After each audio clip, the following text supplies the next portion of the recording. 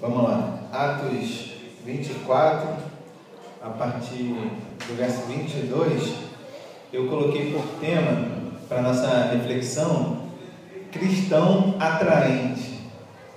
Eu sei que parece um pouco fora, né, de noção, mas eu encontrei uma palavra melhor para que a gente fosse visto como alguém relevante, alguém que realmente as pessoas tivessem interesse em buscar, em ouvir. E aí eu escrevi, entre outras coisas, que o dia em que nossas ações, né, tudo que a gente faz, nossos pensamentos, aquilo que a gente compartilha com os outros e até aquilo que a gente deixa de fazer influenciar outras pessoas a seguirem o caminho junto de nós, aí sim essas pessoas estarão no caminho certo. Porque às vezes a gente para ao lado de pessoas que ela não consegue dar uma palavra que tenha um significado, uma palavra que seja relevante, tudo para ela é brincadeira, tudo para ela é falar mal dos outros, é zoar as outras pessoas. E o pior é quando isso acontece com crentes, sabe? A Bíblia fala que a gente tem que abençoar o próximo, que a gente precisa demonstrar sensatez, que a gente não deve ficar de piadinha ou de conversa fiada, mas a gente vê muitas pessoas resumindo sem conteúdo. E o primeiro ponto que eu selecionei, segundo isso que a gente acabou de ler, é que o conteúdo gera espectadores.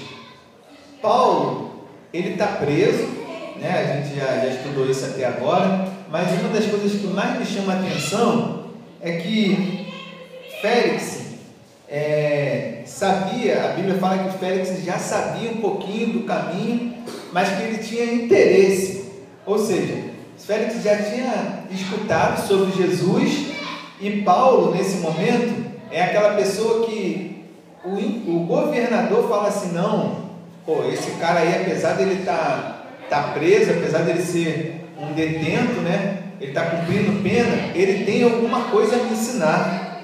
Mais do que isso, a Bíblia vai falar que o governador pegou a sua esposa e trouxe para também o quê?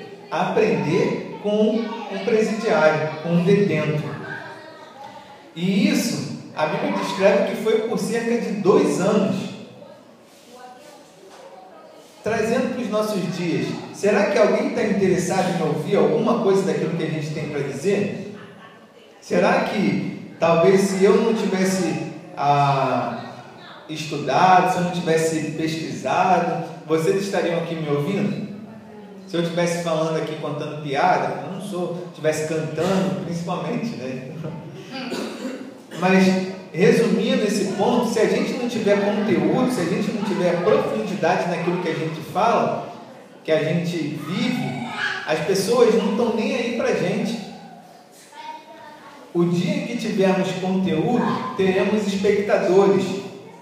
Um governador como Félix, naquele tempo, ele tinha muitas coisas para fazer, e a gente vê que ele reconhece o valor da palavra de Deus. Então, assim, enquanto o imperador aí que está dizendo que ele é corrupto, né, que ele está esperando que Paulo pague a propina para poder sair, mesmo assim, ele busca a palavra de Deus.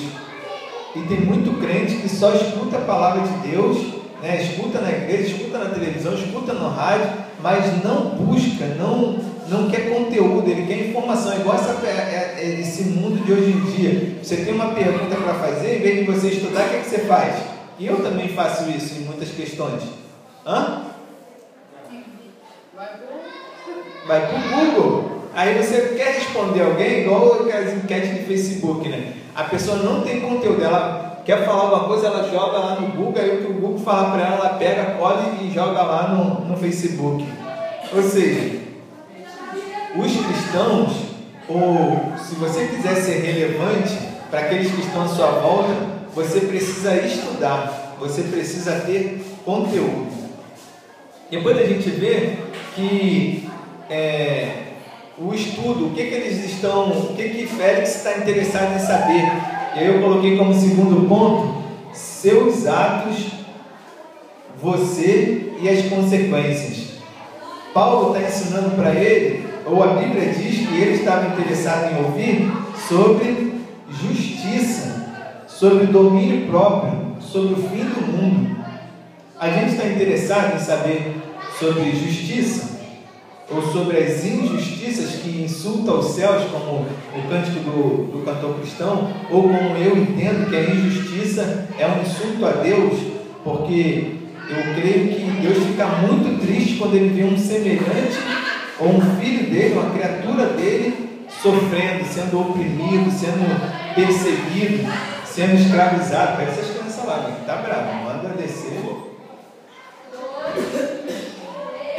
Paulo fala com esse governador sobre domínio próprio. Qual de nós pode dizer assim, eu tenho domínio próprio? Quando alguém chega assim, igual hoje, eu botei um negócio lá no Facebook, aí vem um maluco e instantaneamente ele mete o pau, critica, só falta me xingar. Eu acho que ele só não me xinga porque ele é meio convencido. Mas assim tem vários que não tem domínio próprio, sabe? Não sabe ler um negócio e ficar quieto. Por quê? Se tem algo que eu me sinto ofendido, eu tenho duas opções. Ou eu sou realmente aquilo que alguém está dizendo de mim, ou aquilo dali não faz diferença nenhuma. Aquilo ali é uma bobagem que estão dizendo. Igual o carnal fala, né? Se alguém me chamar de homossexual, só tem duas opções. Ou eu sou mesmo boiola, ou eu não sou. Independente se eu sou ou se eu não sou, por que eu tenho que agredir? Por que eu tenho que retrucar? Domínio próprio tem muito a ver com isso, sabe? As pessoas xingaram, cuspiram em Jesus, e Jesus faz o quê? Como ovelha muda, e no fim ainda abre a boca para quê? Para poder pedir perdão pelas outras pessoas. E Paulo também, e a Bíblia diz que Paulo fala com ele também sobre a volta de Cristo, sobre o fim do mundo. Quantos de nós já perdemos essa fala? Você sabe quando vai ser o fim do mundo?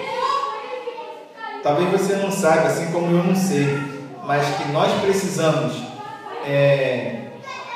dizer ou afirmar que Jesus virá e nos levará consigo, e essa vai ser a vitória final de Deus contra o mal.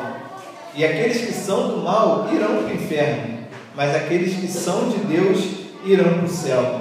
Precisamos, irmãos, praticar a injustiça, lutar contra a injustiça. Precisamos de domínio próprio e precisamos pregar para o mundo que Jesus voltará.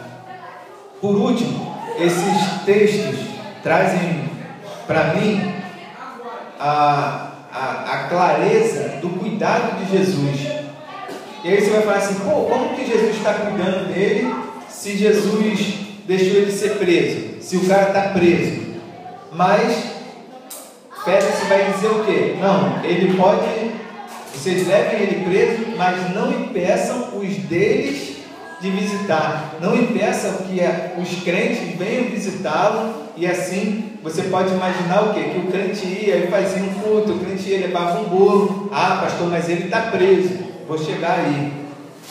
No tempo que ele estava lá, guardado, como o pessoal do morro fala, ele podia estudar e também escrever a maioria dos escritos do Novo Testamento foi escrito por ele e da prisão. E ainda, vocês que estavam falando, mas o cara está preso. Você já viu Paulo reclamar que ele estava preso? Não.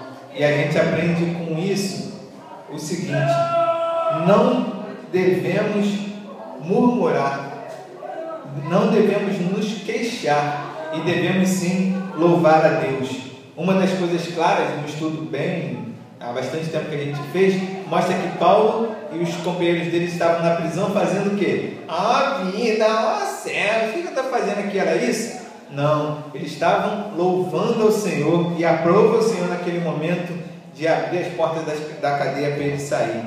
Receber visita é uma coisa muito boa. Eu recebi a visita agora de um amigo essa semana e me senti muito feliz porque ele foi na minha casa, porque a gente teve aquele momento ali junto de conversar. conhecer mais a Bíblia, isso é o que, e não murmurar, isso é o que Paulo nos ensina nesses poucos versos. Por fim, enquanto as pessoas não forem atraídas por um viver puro, sem maldade, sem segundas intenções, sem política, sem politicagem, um viver simples, sabe? Que eu sei me manter, ou sei conviver na situação que eu tiver. Não são as circunstâncias, porque eu estou morando na favela, porque você mora aqui no morro, ou porque a gente está morando de aluguel, que eu vou ficar reclamando de tudo.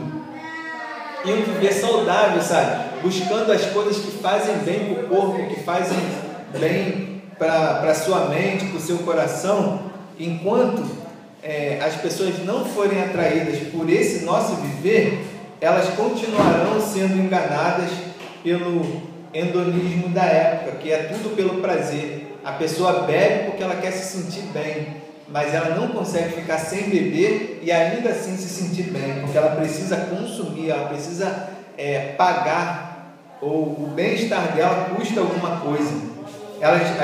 Enquanto as pessoas não forem atraídas pela nossa filosofia de vida cristã, elas vão continuar sendo usadas pelos oportunistas ou os falsos profetas, e pior, elas ainda estarão caminhando para o inferno, junto com muitas outras pessoas que não estarão no céu conosco.